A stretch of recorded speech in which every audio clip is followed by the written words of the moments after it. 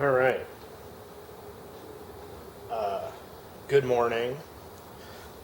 Last week we remember that I busted the banjo fitting on the radiator that came with this engine, and I was hoping to find something, but I got tired of looking, so I ended up with this.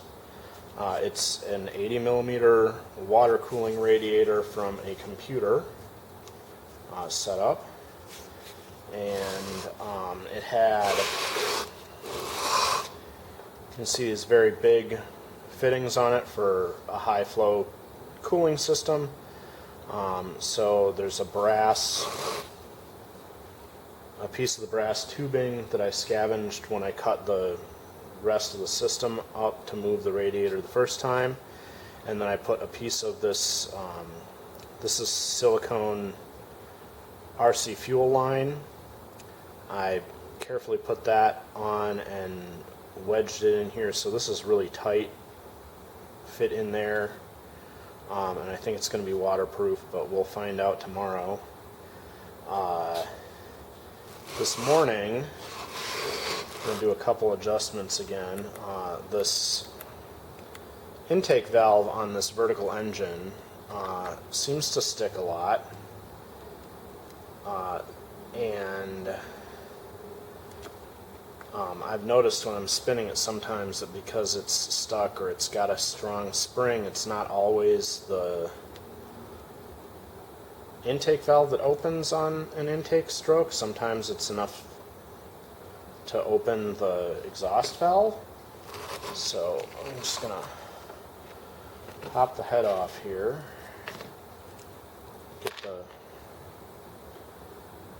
that all out of the way. Wipe the top off there real good. And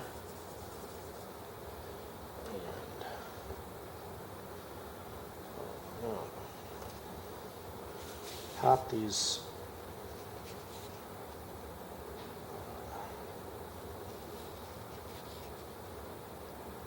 C-clips off.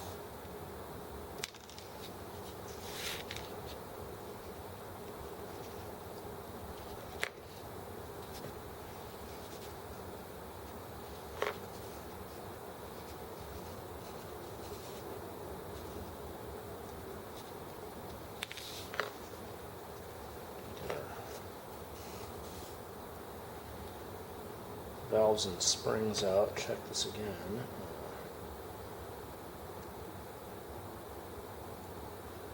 Yeah, the lapping I did still looks okay. I don't know why it's so sticky.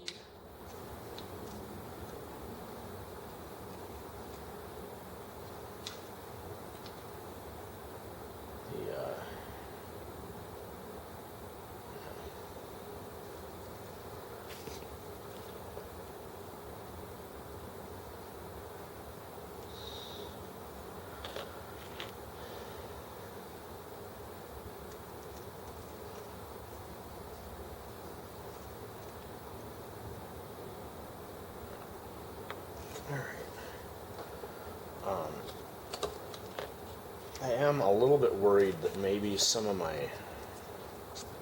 grit when I was lapping got down in the passages, so I just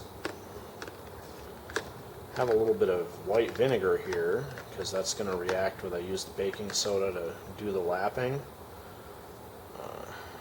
and that'll make sure that any baking soda in there gets reacted by the vinegar, in case I missed it while I was trying to rinse it. And I'll wash that off later. And I'm also going to put this intake valve back in place and try to spin it a little bit.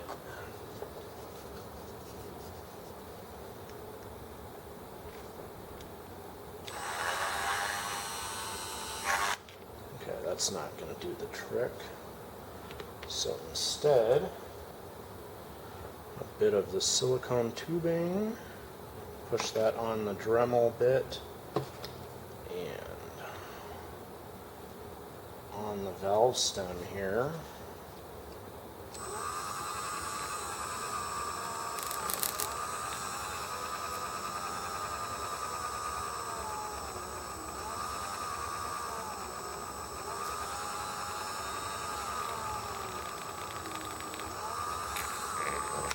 There.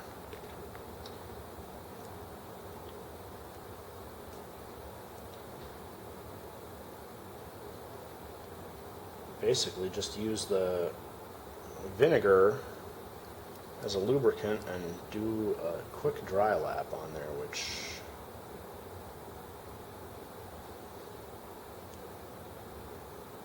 seems to have worked. So I'm gonna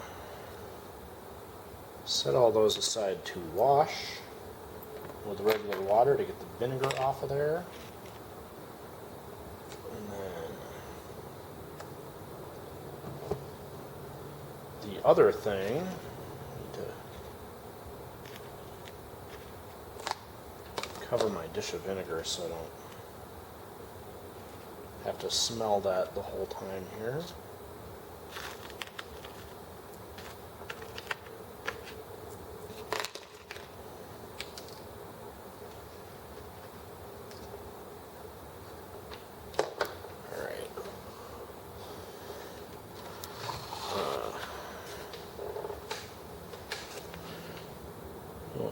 Okay.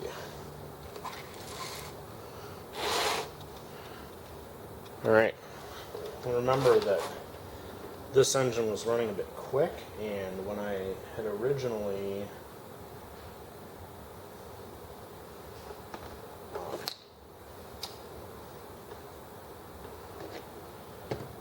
taken the head off to look inside, I wasn't sure if I had spun this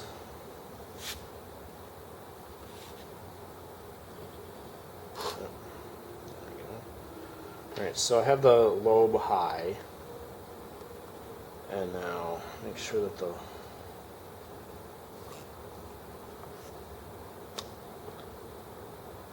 lobe is low there.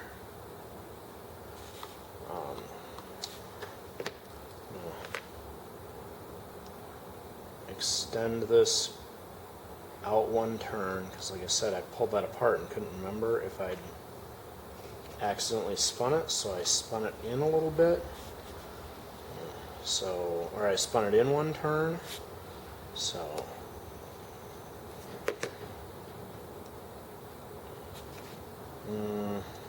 that is not. Now there's no gap here, so.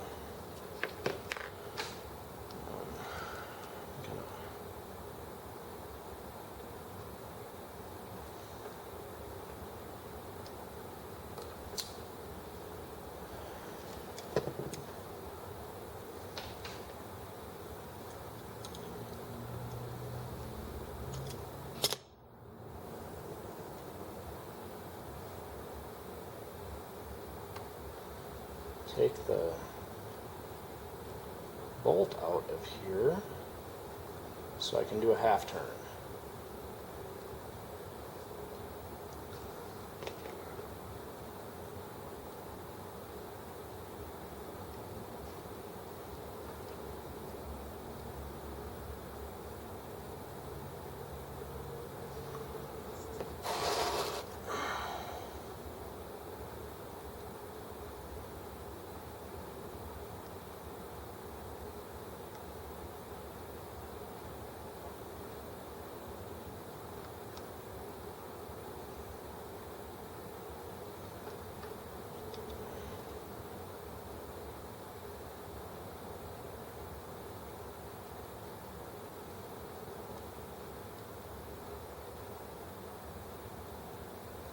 There we go.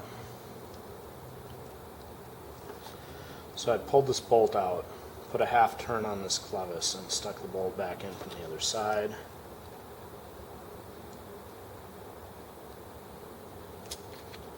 Yep. Alright, we'll put that in just tight enough.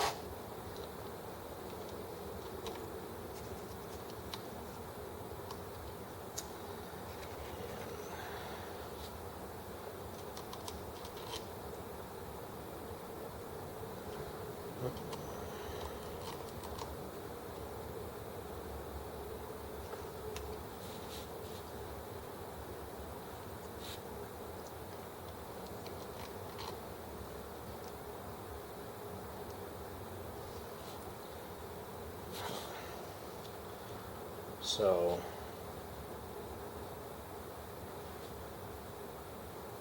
when I touch this, you can see a little bit of movement there without hitting the valve, and that's what I was looking for.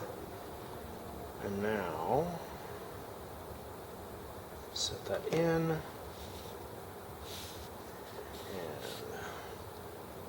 rotate the cam around to the exhaust position so the lobe is all the way up. And now gently pull, and you see when I pull on this to open that up, it doesn't actually, this bar doesn't go underneath there. I have to give it a little lift to get the bar to go under, so I need to move this ring up.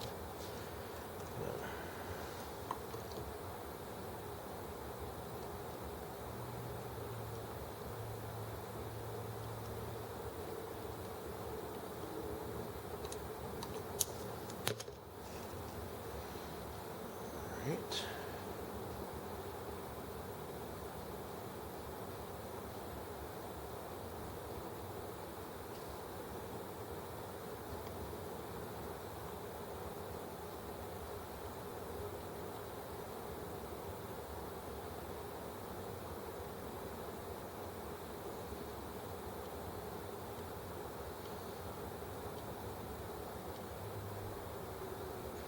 Perfect. Alright, I barely moved that, like an eighth of a turn. Did I rotate this little ring up?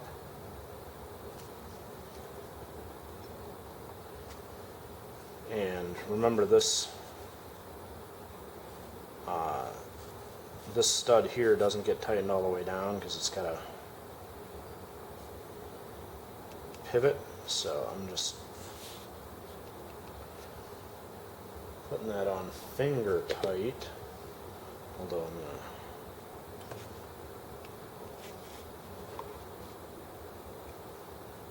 to keep giving it eighth turns and checking it so it's as, oh, there we go. There we go. Alright. Back to the top. There, that moves freely underneath the ring there. So that should help the interference govern more correctly, because it's barely adjusted to go under there. Perfect. And we will try all this mess tomorrow.